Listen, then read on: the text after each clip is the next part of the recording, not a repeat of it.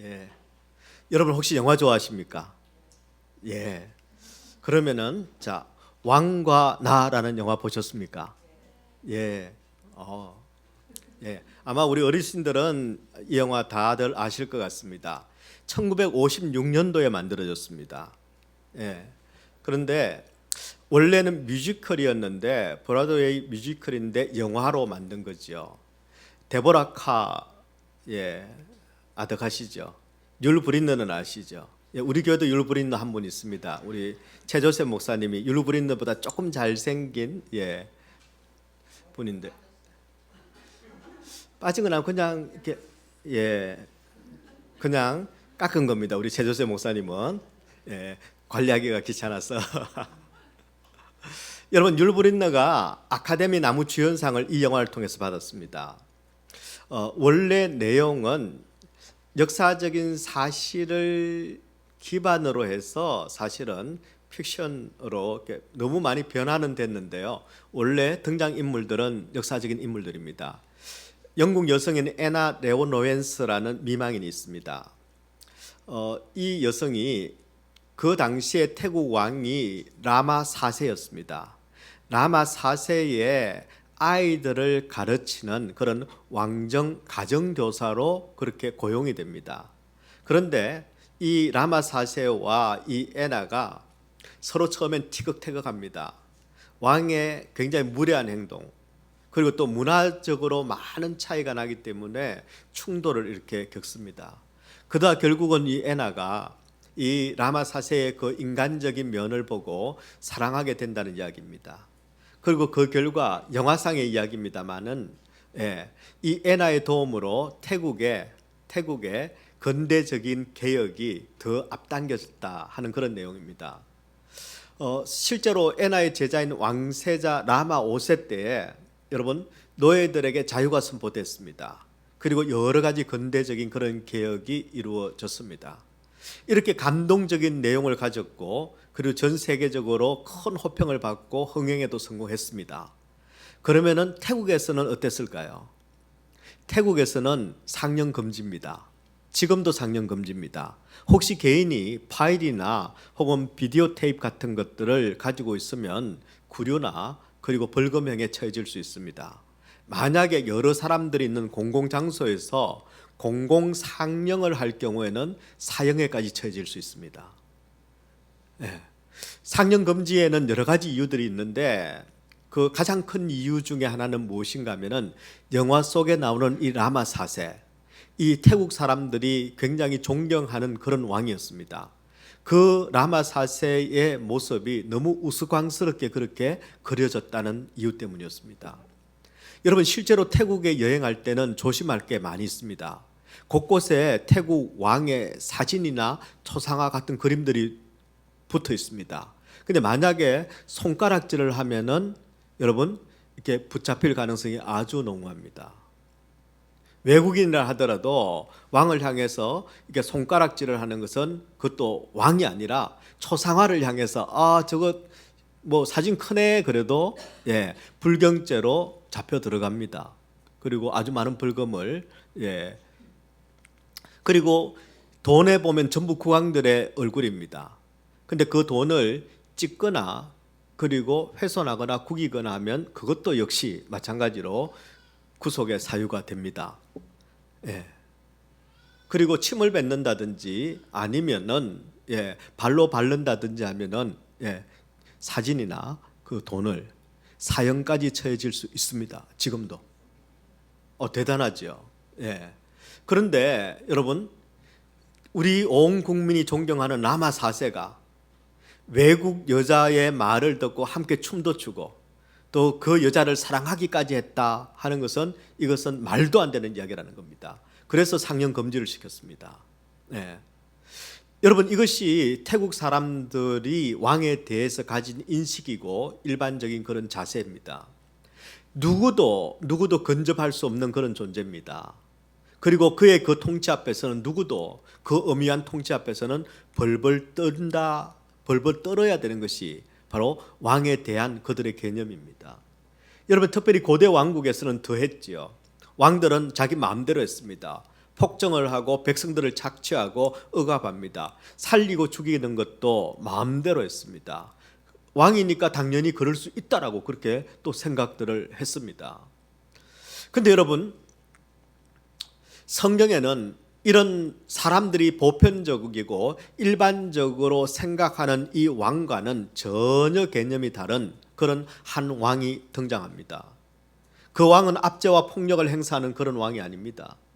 오히려 백성을 위해서 자신을 희생하는 왕입니다.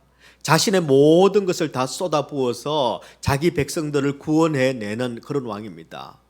여러분, 이 왕은 누구입니까? 바로 만왕의 왕이 되시는 예수 그리스도이십니다. 이분은 여러분 태국의 라마 4세와는 비교할 수 없는 분이십니다. 그분은 높은 권위와 지체와 그리고 권세를 가지신 창조주이십니다. 하나님이십니다. 그러나 그런 백성을 착취하지 않습니다. 폭력을 가하지 않습니다. 오히려 자기 자신을 낮춥니다. 죽기까지 사랑하십니다. 오히려 매를 맞습니다. 그리고 자신의 생명을 내어주시는 바로 사랑의 하나님이십니다. 그렇기 때문에 저와 여러분이 이분을 나의 왕으로 삼고 이분의 다스림을 받을 때 우리 인생은 가장 부유하고 가장 가치 있고 가장 존귀하고 가장 아름다운 삶을 살 수 있습니다. 여러분, 이런 맥락에서 지금 저와 여러분의 삶의 왕은 누구입니까? 여러분을 다스리고 있는 분은 누구입니까? 하나님이 여러분을 다스리고 계십니까? 아니면 여러분 기분 따라 여러분 마음대로 그렇게 살아가십니까? 여러분이 왕이 됩니까? 여러분은 어떤 왕의, 어느 왕의 통치를 지금 받고 계십니까? 저는 저와 여러분이 하나님이라는 진짜 왕, 왕 중의 왕이신 이분의 통치를 받고, 그래서 그분의 통치하에서 우리 인생이 가장 복되고 가장 고귀하고 가장 아름다워지는 그런 인생이 되기를 우리 주님의 이름으로 축원합니다. 자, 그렇다면 과연 우리가 하나님이라는 이 진짜 왕을 모시고 그분의 통치 안에서 우리가 살아가려면 우리에게 무엇이 필요할까요? 본문을 중심으로 여러분과 함께 정리해 보려고 합니다. 바라기는 잘못된 왕, 그리고 그 왕의 억압과 부조리 속에서 살아가는 분이 있다면 여러분, 사랑의 통치자가 되시는 하나님을 왕으로 모시고 그분이 베풀어 주시는 그 은혜와 평강과 생명을 누리게 되기를 우리 주님의 이름으로 축원합니다. 자, 그렇다면 하나님이라는 진짜 왕을 모시고 살면은 우리 가운데 어떤 은혜가 있을까요?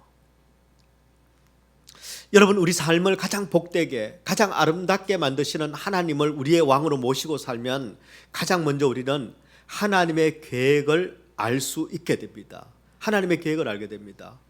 여러분, 유한한 인간이 무한하신 하나님의 계획을 알게 되는 것, 이것은 엄청난 축복이고 특권입니다. 생각을 해보십시오. 개미가 내 생각을 알고 있습니다. 그럼 그 개미는 어떤 개미일까요? 예, 어마어마한 개미인 거죠. 근데 여러분, 개미와 우리의 차이보다 훨씬 더 많은 그런 차이가 나는 바로 하나님의 계획, 하나님의 생각을 우리가 이해할 수 있게 되었다. 이건 어마어마한 일입니다. 게다가 여러분, 우리 하나님은 아무에게나 자신의 계획과 비밀을 드러내신다? 아니다. 우리 하나님께서는 아무에게나 자신의 생각을 드러내시는 분이 아니십니다. 여러분, 특별히 지금 호세아서가 쓰이고 있는 이 구약 시대에는 선지자들을 통해서 하나님께서는 자신의 계획을 알려주셨습니다. 여러분, 아모스라는 성경 3장 7절의 말씀에 보면요, 주 여호와께서는 자기의 비밀을 그 종 선지자들에게 보이지 아니하시고는 결코 행하심이 없으시리라 말씀하셨습니다.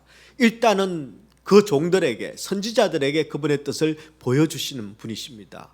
그런데 오늘 본문의 말씀에 보면 우리 하나님께서는 선지자가 아닌데 오히려 죄 많고 허물 많은 이스라엘 백성들, 북이스라엘 백성들에게 우리 하나님의 계획을 지금 말씀하고 계십니다. 여러분, 그것도 대충 두루뭉실하게 말씀하시는 게 아닙니다. 내가 알아서 할게, 이렇게 말씀하시는 게 아니라 아주 구체적으로, 아주 상세하게 우리에게 그분의 계획을 말씀하고 계십니다. 여러분, 그래서 오늘 본문의 말씀은 크게 세 부분으로 나눠볼 수 있습니다. 1절에서 4절까지의 말씀은 여러분, 과거에 이스라엘을 인도하신 하나님의 이야기입니다. 그리고 5절에서 7절까지의 말씀은 현재 이스라엘을 인도하시는 하나님의 말씀입니다.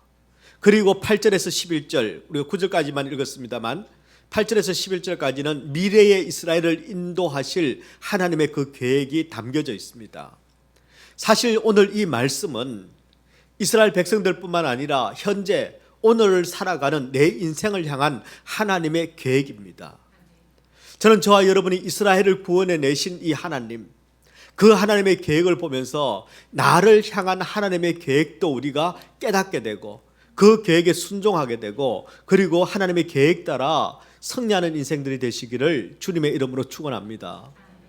여러분, 우리 하나님은 계획을 가지고 이스라엘을 구원해 내셨습니다. 어쩌다 보니가 아니라 이 땅에 일어나는 모든 일들, 특별히 성도들에게 일어나는 모든 일들은 하나님의 계획과 하나님의 허락과 하나님의 섭리 안에서 벌어지는 일들입니다. 우리 하나님께서는 아무 생각이 없으신 분이 아니십니다. 생각이 있으신 분이십니다. 그것도 완벽한 완전한 생각을 가지고 행하시는 분이 우리 하나님이십니다. 여러분, 이스라엘 백성들은 430년 동안 애굽 땅에서 이집트에서 잘못된 왕 바로 밑에서 종살이를 했습니다. 그런데 그 이스라엘 백성들을 우리 하나님께서 구원해 내셨습니다. 호세아서 11장 1절에 이렇게 말씀합니다. 이스라엘이 어렸을 때에 내가 사랑하여 내 아들을 애굽에서 불러냈다. 여러분, 왜 우리 하나님께서 이스라엘을 애굽에서 불러내셨을까요? 여러분, 애굽에서 이스라엘을 불러내신 하나님의 계획은 무엇이었을까요? 여러분, 제가 말씀드린 것처럼 하나님은 계획을 가지고 계십니다. 생각이 있으신 분이십니다. 목적이 있으십니다. 호세아서 11장 4절에 이렇게 말씀합니다. 그 목에서 멍에를 벗기는 자 같이 되었으며 그들 앞에 먹을 것을 두었노라. 여러분, 우리 하나님께서는 그들을 불러내셨습니다. 그들의 목에 멍에를 벗겨주시고 그들 앞에 먹을 것을 주셨습니다. 여러분, 종의 멍에를 벗기시고 먹을 것을 주시기 위해서 우리 하나님께서 불러내셨다, 이렇게 표현하고 있습니다. 목에서 멍에를 벗겨낸다 하는 것은 여러분, 잘못된 통치자의 종이 되어 있는, 노예가 되어 있는 이들을 풀어준다는 뜻입니다.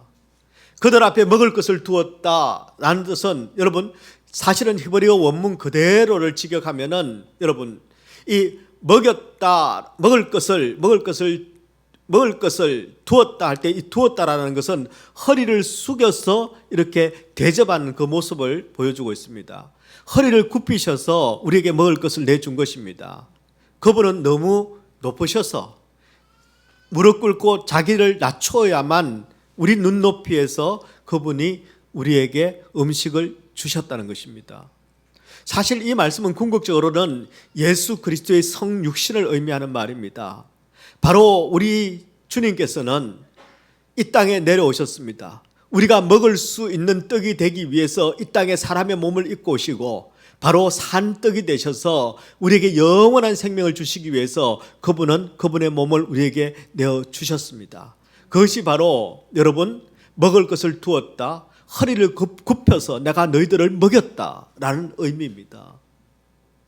여러분, 우리 하나님께서는 잘못된 왕 아래에 있는, 종노릇하고 있는 바로 그런 우리를 구원하시기 위해 진짜 왕이신 그분이 이 낮고 낮은 이 땅 위에 인간의 몸을 입고 친히 오셨다라는 그런 말씀입니다. 여러분, 이 말씀은 정말 파격적인 이야기입니다. 놀라운 하나님의 구원의 계획입니다. 그리고 여러분, 하나님의 너무나도 기가 막힌 사랑의 이야기입니다. 자, 그렇다면 이런 사랑을, 이런 놀라운 하나님의 구원의 계획을 지금 듣고 있는 이 이스라엘은 그 왕에게 어떻게 반응을 했을까요? 여러분이라면은 나를 위해서 모든 것을 버리고 자기 자신까지도 내어주는 그렇게 사랑하는 사람의 사랑을 받아본 적은 있습니까? 혹시 해보신 적은 있습니까? 그런 사랑을 받는다면 여러분, 우리는 어떨 것 같습니까? 이스라엘 백성들은 그 사랑을 지금 받았습니다. 어떻게 반응했을까요? 호세아서 11장 2절의 말씀에 보면 그들은 점점 멀리하고 바알들에게 제사하며 아로새긴 우상 앞에서 분향하였느니라.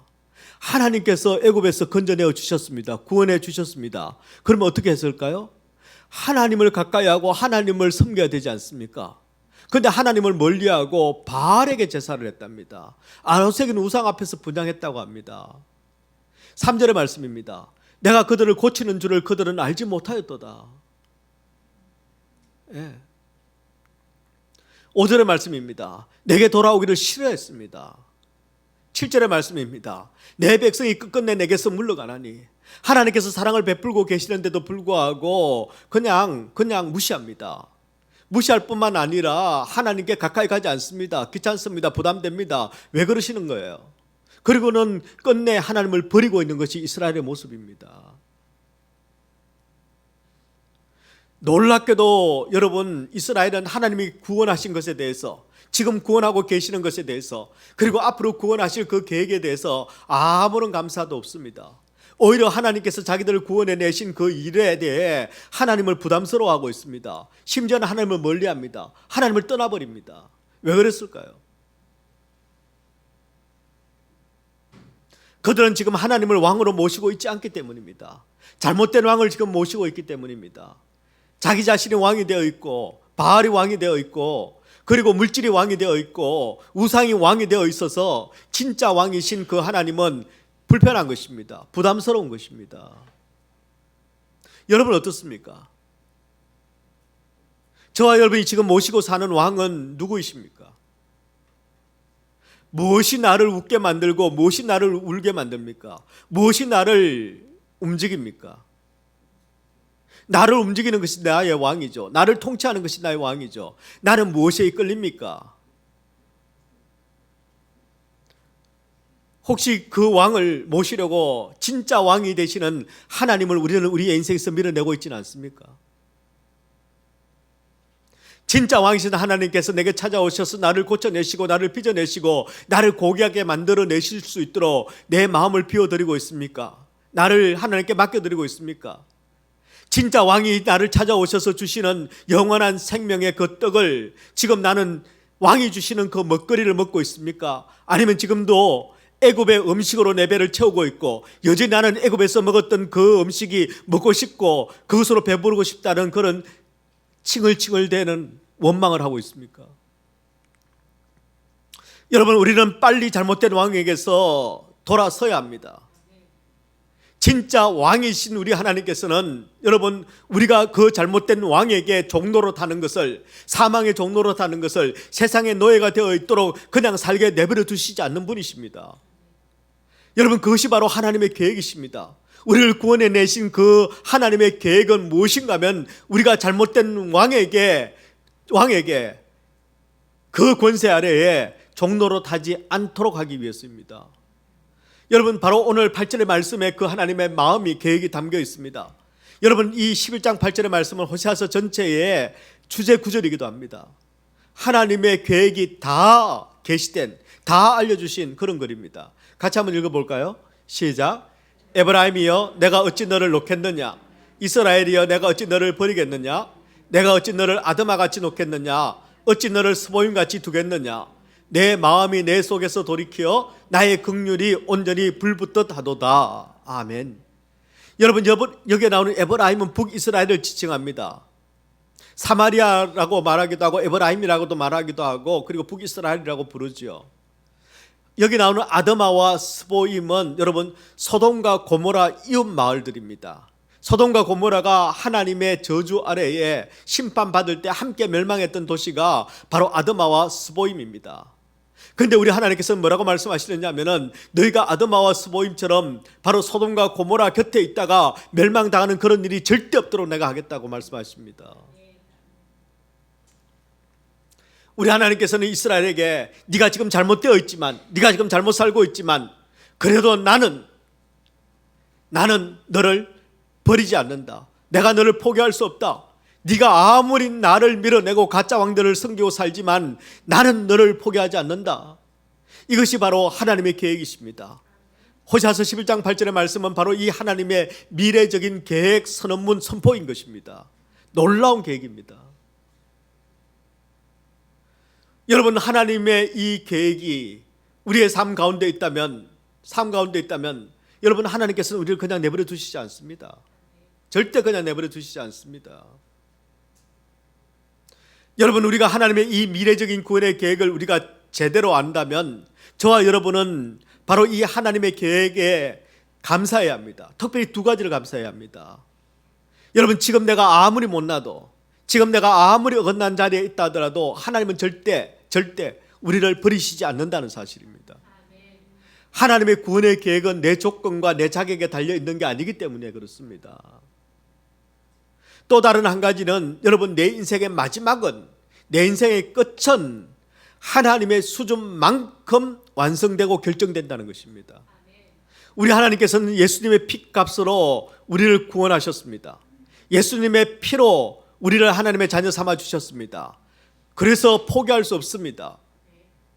그래서 우리 주님께서는 하나님의 기준만큼, 하나님의 기대만큼, 하나님의 그 사랑만큼 우리를 고치시고 우리를 빚어 나가신다는 뜻입니다. 여러분, 우리 하나님은 집념이 무시무시하신 분이십니다. 포기를 모르는 분이십니다. 하나님의 열심은 여러분, 세상을 뒤집어 엎는 열심입니다. 그 하나님의 집념과 열심을 담아서 그분이 내게 베풀어 주시는 사랑, 내 앞길을 인도하시는 그 계획, 바로 그것이 여러분 호세아서 11장 8절의 말씀인 것입니다. 여러분은 이 하나님의 계획을 알고 계십니까? 여러분의 계획은 무엇입니까? 여러분의 인생의 목적은 무엇입니까? 그냥 무탈하게 큰 어려움 없이 남에게 아쉬운 소리 하지 않고 조용히 편안하게 사는 것, 혹시 그런 소원을 가지고 계시는 분들 계실지 모르겠습니다. 그런데 제가 누누이 말씀드리지만 무탈하게 어려움 없이 남에게 아쉬운 소리 하지 않고 조용히 편하게 사는 분을 제가 아직 한 번도 본 적이 없습니다.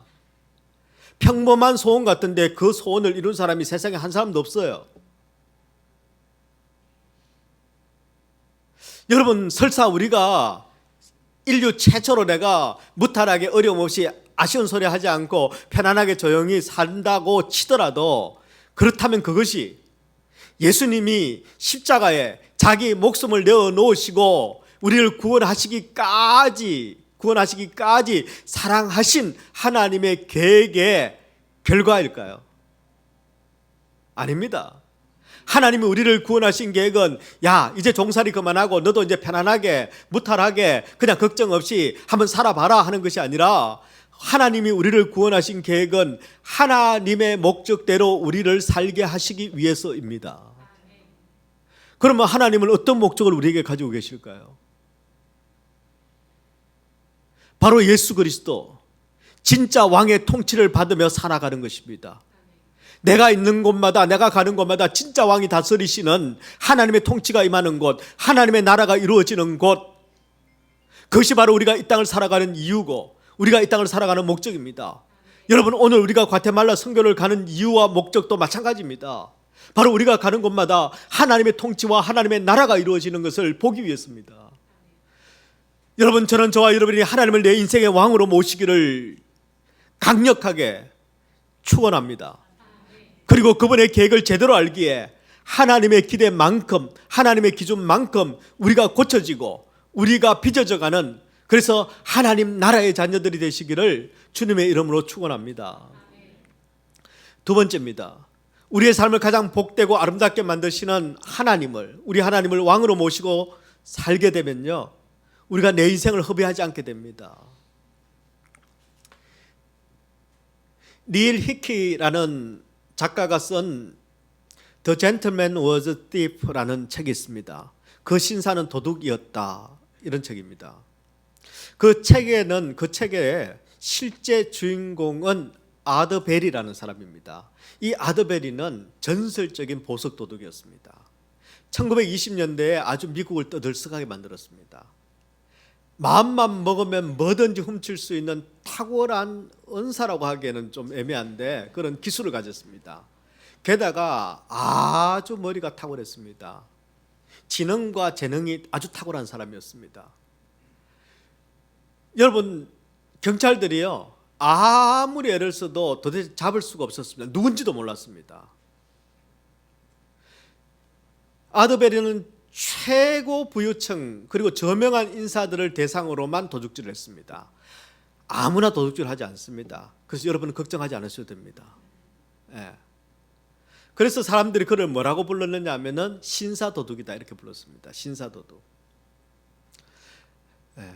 그리고 아드벨에게 도둑을 맞은 사람들 중에 신고를 하지 않아서 정확하게 얼마나 어떻게 도둑 맞은지 잘 모릅니다. 근데 그 중에 좀 밝혀진 바에 따르면은 웨일즈 왕자가 영국 왕실의 보석을 도둑 맞았습니다. 이 아드벨에게. 그리고 여러분 록펠러 아시죠? 록펠러. 예. 락펠러의 그 집이 어마어마하게 보안이 잘 되어 있는 집인데 그 집이 틀렸습니다. 예.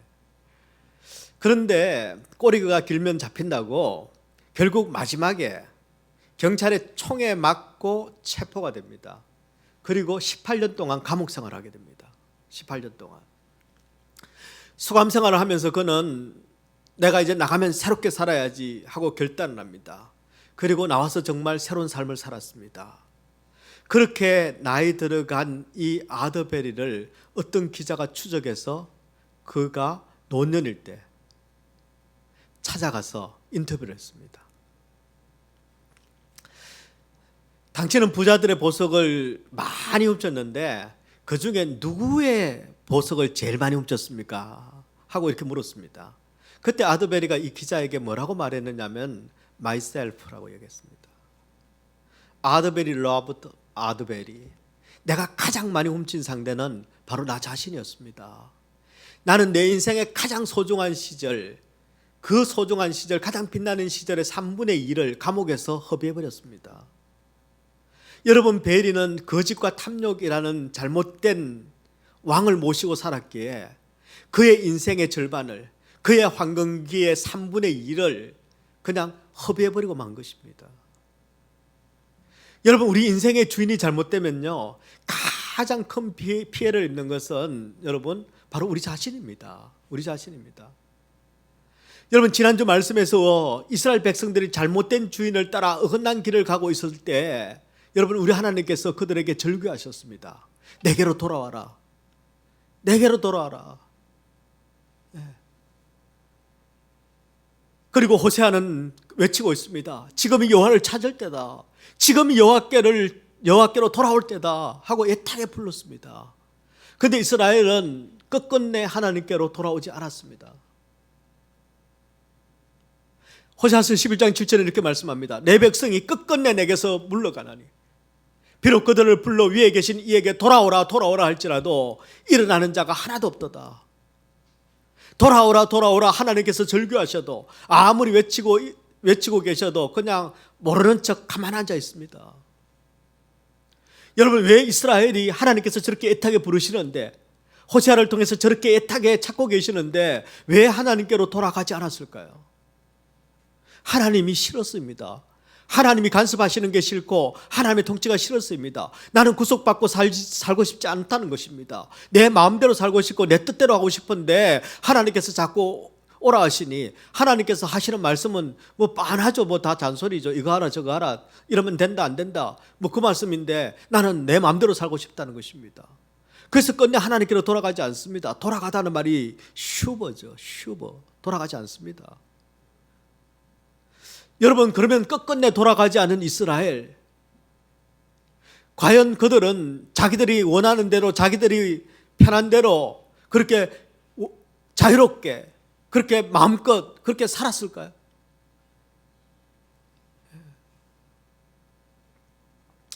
호세아서 11장 5절에 이렇게 말씀합니다. 내게 돌아오기를 싫어하니 아수르 사람이 그 임금이 될 것이라.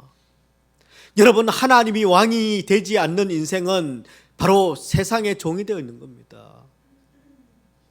내가 자유롭게 내 마음대로 아닙니다. 아수르 왕이 그 임금이 되어 있는 것입니다. 그럼 아수르가 임금이 되어 있으면, 아수르가 왕이 되어 있으면은 그러면 그 삶은 어떤 삶이 될까요? 호세아서 11장 6절에 이렇게 말씀합니다. 칼이 그들의 성읍들을 치며 빗장을 깨뜨려 없이 하리니. 칼이 치며, 칼이 춤춘다 이런 뜻입니다.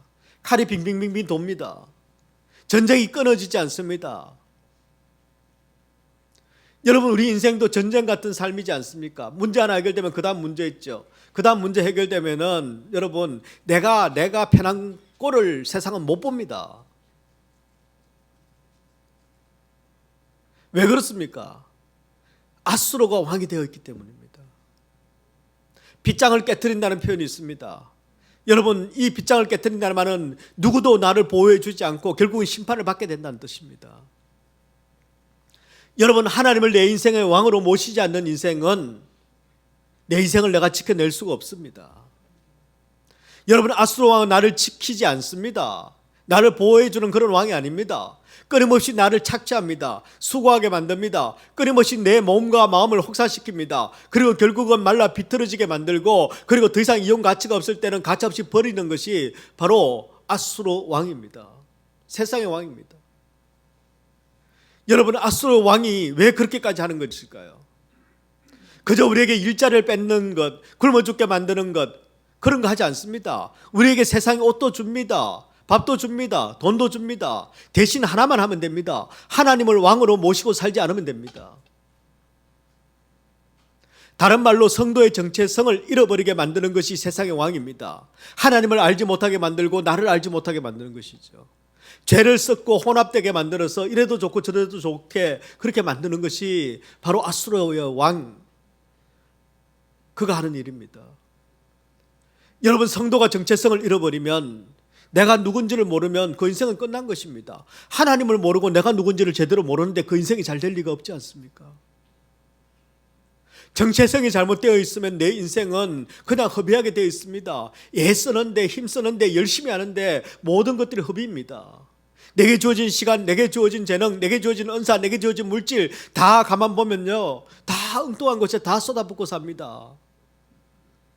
그러고는 여러분 자기는 자기 하고 싶은 대로 한다고 생각합니다. 어려운 일에 생명을 구원하는 일에 하나님의 영광을 위한 일에 하나님의 사역을 위한 일에 한 푼을 아까워하면서 여러분 세상에 그 썩어질 것들을 향해서 아낌없이 퍼주고 있는 것, 예, 그것이 인생이 허비되는 것입니다. 만약 지금 저와 여러분 가운데 칼이 빙빙 돌듯이 늘 전쟁 같은 삶이 계속되고 있다면 문제 다음에 또 문제, 그 다음에 또 문제, 꼬리에 꼬리를 무는 그런 문제 가운데 있다면 마치 이제 더 이상은 내가 견딜 수 없을 것 같은 다 방전된 배터리처럼 삶이 허무하기만 하고 공허하기만 하다고 생각되는 분들이 만약에 있다면 그저 내가 매일 애쓰고 힘을 쓰고 있지만 시지퍼스처럼 여러분 매일매일 애쓰고 힘써서 바위 굴리기를 하는데 그 다음 날 되면 다시 그 자리 이거 해서 뭐하나 매일매일이 무의미한 삶을 살고 있는 분들이 있다면 도대체 희망이라고는 보이지 않고 이놈의 세상은 늘 고통과 부조리밖에 없는, 그래서 아파할 수밖에 없는, 실험할 수밖에 없는 그런 분들이 만약 있다면 여러분은 지금 아수르 왕의 통치하에 있는 것입니다. 아수르가 여러분을 다스리고 있는 것입니다. 빨리 진짜 왕을 저와 여러분의 왕으로 모셔야 합니다. 진짜 왕을 모셔야 칼의 전쟁이 멈춥니다. 진짜 왕을 모셔야 내 인생이 지켜집니다. 그분은 그분을 던져서라도 내 인생을 지켜내는 분이십니다. 그분이 죽더라도 내 인생을 살려내시는 분이 바로 그 왕이십니다. 저는 지금 여러분이 누구를 왕으로 삼고 있는지, 누가 여러분의 인생을 끌어가고 있는지, 여러분이 누구의 통치를 받고 있는지, 누구의 말을 듣고 있는지, 누구를 따라가고 있는지 잘 모릅니다. 눈빛만 봐서는 다 아는 것 같죠? 예, 저 잘 모릅니다. 한 95%밖에 모릅니다. 그러나 여러분 자신과 하나님은 분명히 정확하게 알고 있을 겁니다. 다만 말씀을 전하는 목사로서 제가 드리고 싶은 권면은 여러분 인생을 가장 복되게 살려면, 아름답게 살려면, 가치 있게 살려면, 그리고 내게 주어진 이 땅의 삶을, 한 번뿐인 이 땅의 삶을 그저 허비해버리지 않으려면 딱 한 가지, 하나님을 왕으로 모시고 사십시오. 여러분이 잘못된 왕 아수르 밑에서 내가 누군지도 모르고 하나님이 누구신지도 모르고 그저 세상이 주는, 아수르 왕이 주는 단맛에 쏘가 살다가 나중에 후회만 남는 그런 인생이 되지 않기를 저는 바랍니다. 우리 하나님을 왕으로 모시고 그분의 선하신 계획 안에서 보호받고 그분의 그 뜻 안에서 아름다워지는, 그리고 생명이 넘치게 되는, 그리고 결국은 승리하게 되는 그런 복된 삶이 되시기를 우리 주님의 이름으로 축원합니다. 여러분, 우리 하나님의 사랑은 우리와 다릅니다. 어머니의 사랑이 세상에서 가장 아름다운 사랑이긴 하지만 그 어머니의 사랑도 하나님의 사랑과는 여러분 비교 자체가 안 됩니다. 우리가 흔히 경험하는 여러분 우리의 얕고 계산적이고 변덕스러운 그런 우리의 사랑, 우리의 감정과는 다릅니다. 우리 하나님 아버지의 사랑은 어쩌면 무모합니다. 파격적입니다. 그리고 헌신적입니다. 2011년 7월에 여러분 텍사스 알링턴에 있는 그 레인저스 홈구장에서 있었던 일입니다. 텍사스 레인저스 홈구장이 알링턴에 있습니다. 셰넌 스톤이라는 소방관이 있는데요. 이 셰넌 스톤에게는 아들이 하나 있습니다. 쿠퍼라는 아들이었어요. 쿠퍼. 아들 하나만 있는데 이 아들이 이제 6살인데 이 아들이 야구를 너무 좋아하는 거예요. 그래서 이 아들을 데리고 처음으로, 이 아들 난생 처음으로 아빠와 함께 첫 야구 경기를 보러 이제 알링턴까지 레인저스 홈구장에 간 겁니다.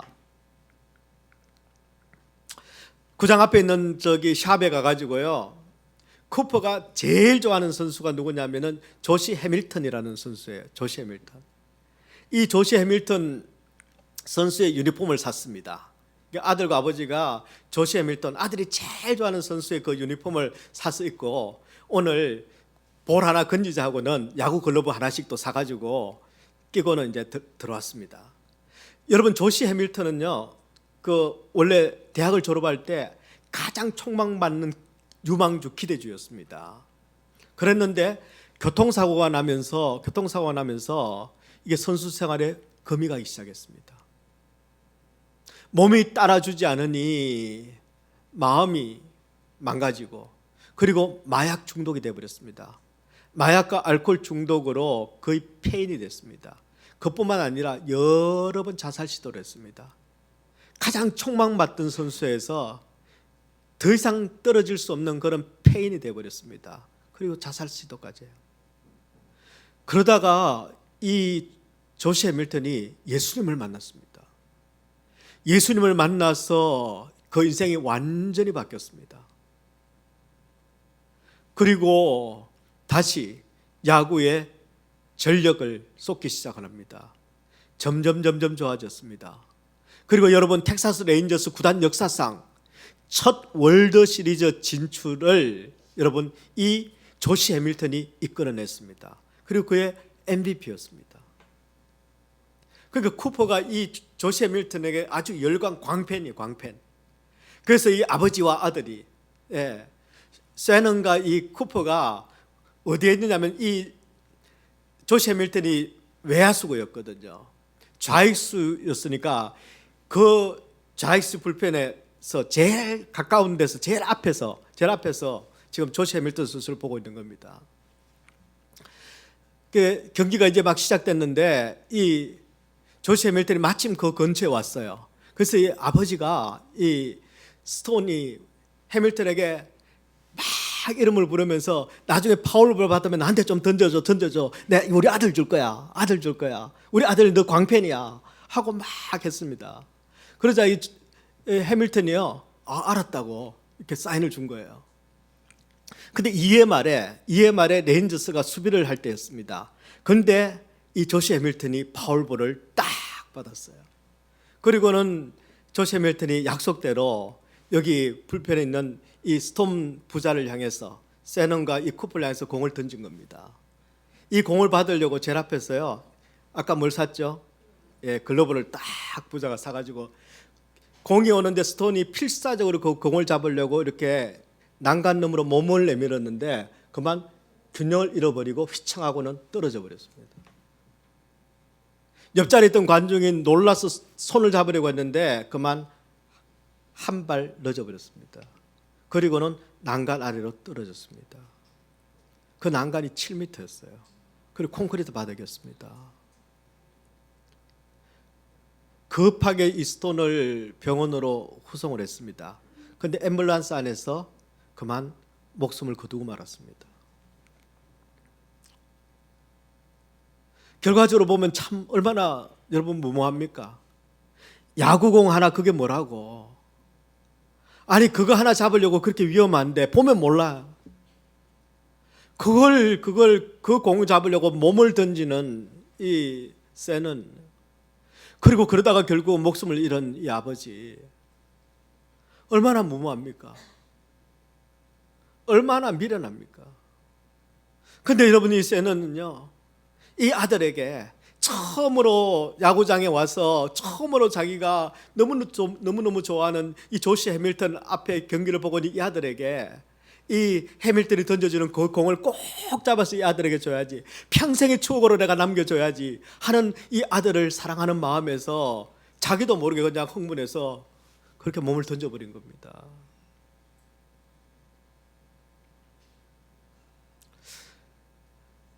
이 소식이 너무너무 충격적이었어요. 특별히 텍사스 레인저스 팬들에게 너무너무 충격적이었습니다. 3개월 뒤에 텍사스 레인저스 구장에서, 같은 구장에서 아메리칸 리그 디비전 시리즈 1차전이 거기서 벌어졌어요. 그때 세는 스톤의 아들인 쿠퍼 스톤이 그 6살짜리 그 꼬마가 시구를 했습니다. 시구를 할 때 포수가 되어서 공을 받았던 선수가 조시 해밀턴 선수였어요. 5만 명이 넘는 관중이 그때 이 알링턴 구장을 꽉 채웠는데 전부 눈시울을 붉히고 울었답니다. 근데 여러분 아십니까? 이 쉐넌 스톤보다 더 파격적이고 더 무모하고 더 미련한 사랑을 하는 아버지도 있습니다. 아들을 사랑해서 아들에게 볼 하나 집어주기 위해서 어쩌다가 마음이 앞서다 보니까 그렇게 사고를 당했는데, 여러분 이 아버지는 처음부터 죽을 줄 알고 죽음을 계획하고 그리고 이 땅에 오신 분입니다. 사랑하는 아들이 아니고 귀여운 아들이 아니고, 여러분 나 같은 추하고 더러운 죄인을 살리기 위해서, 은혜를 베풀어도 은혜인 줄 모르고 마음대로 사는 나를 찾아오시기 위해서, 아무리 돌아오라 외쳐도 끝내 아버지를 싫어하고 미워하고 귀찮다 하고 간섭하지 말라 하고 그리고 떠나가는 나를 다시 데려오시기 위해서, 그분은 죄가 없으신 그분의 아들을 흉악한 죄인인 나를 대신해서 십자가에 내어놓으신 아버지십니다. 정말 무모하고 정말 말이 되지 않는 그런 바보 같은, 계산이 되지 않는 그런 사랑입니다. 누가 이런 사랑을 한다면 우리가 그렇게 말하지 않겠습니까? 바보 같은 인간. 바보 같다고 말하지 않겠습니까? 하나님께서 바로 나를 위하여서 이 바보 같은 일을 하셨습니다. 누군가가 나를 죽기까지 사랑한다면은 여러분 나는 어떨까요? 이 파격적인 하나님의 사랑, 이 무모한 하나님의 사랑, 적어도 우리가 여러분 고마운 줄은 알아야 되지 않을까요? 그분이 원하시는 게 뭡니까? 내 사랑을 받고 네가 내 사랑을 누리라는 것 아닙니까? 그런데 우리는 얕은 계산적인 변덕스러운 세상의 사랑에는 죽는다 산다 하면서 절대 손해보지 않는 그 사람의 사랑에 목말라 하면서, 바로 이 하나님의 사랑에는 절대 목마르지도 않고 귀찮아하고 그리고 거부하고 그리고 그 사랑을 떠나버리는 우리의 모습은 도대체 무엇이란 말입니까? 여러분은 어떻습니까? 여러분은 이 사랑을 아십니까? 그리고 이 사랑을 누리고 있습니까? 이 사랑에 감사하고 있습니까? 아니면 여러분에게는 이 사랑 말고 다른 사랑이 여러분을 위로하고 계십니까? 지금 여러분의 보좌에는 어떤 왕이 앉아 있습니까? 절대 우리 보좌에 여러분 아수르 왕이 앉으면 안 됩니다. 거부해야 합니다. 세상의 왕은 결국 우리를 파멸로 이끕니다. 우리를 소진시킵니다. 하나님께서 내게 주신 그 귀한 것들을 아낌없이 세상에 퍼붓도록 만들어 놓고 껍데기만 남기고 그리고 내 인생을 짓밟아 버리는 그 아수르 왕에게 내 마음의 보좌를, 내 인생을 맡겨드리면 절대 안 됩니다. 나를 죽기까지 사랑하신 그분에게, 그리고 나를 가장 복되게 만드시는 그분에게, 내 인생을 가장 가치 있게 가장 아름답게 만드시는 그분에게 우리의 인생을 맡겨드려야 합니다. 그분이 우리의 왕이 되셔야 합니다. 그분만이 우리의 심령의 보좌에 왕이 되셔야만 하고 바로 그분의 뜻이 우리 가운데 이루어져야 합니다. 바로 그 아버지, 그 왕, 우리 하늘 아버지께 우리의 모든 찬송과 우리의 모든 존귀와 우리의 모든 영광과 우리의 모든 능력을 올려드리는, 그래서 하나님이 누구이신지를 제대로 알고 그분의 계획을 깨닫고, 그래서 내가 누구인지를 알고 내가 가야 할 길이 무엇인지를 제대로 아는 그런 우리 얼바인 사랑의 교회 모든 성도들이 되시기를 우리 주님의 이름으로 축원합니다.